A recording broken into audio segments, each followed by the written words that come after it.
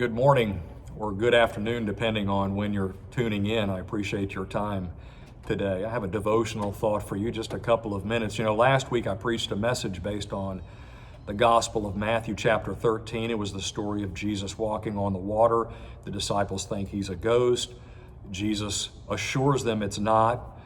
Peter doubting Jesus' word, and then asking Jesus for proof by enabling him to get out of the boat and walk on water. It's really kind of an odd request by Peter, frankly. But he gets out of the boat, and of course he takes a couple of steps before he starts to sink. I talked about how the hero of the story is Jesus and not Peter. It's a great story of Jesus' love and patience for all of us, especially for me, chief of sinners, who constantly ask for Jesus to prove himself again and again and again. In that message, and if you haven't listened to it, you ought to. In that message, I said that the word of the Lord really does need to be enough for us. And that's not easy to do. It takes time, it takes effort, it takes prayer. But the sooner we learn this, the more we will learn the reliance of the Lord and learn to rely on his word and the peace that that gives us, the better off we'll be. So in that message, I did not really emphasize Peter walking on the water because that's really a secondary part of the story, but I'd like to talk about that for just a couple of minutes. I think the reality is for most Christians, and I'm right there with most Christians, is that we're all in the same boat when it comes to being timid in terms of getting out of the boat, getting out of that comfort zone. Over the years, I've participated in a few evangelism efforts where you go knock on the door to door, and let me tell you, I was pretty scared doing that. It was not easy. Over the years, I've stood out on the corner of Poplar and White Station, and I've held up a pro-life sign. That wasn't easy either. When you have a car or two that drives by that gives you an unpleasant gesture, that's a little unnerving. But I'm glad I did it though. I got out of the boat, so to speak. If we're honest with ourselves, I think we take very carefully measured steps on the water, so to speak, when it comes to doing something for the Lord. We like our comfort zones. But I also know that the Lord is always challenging us to do a little more than we previously did.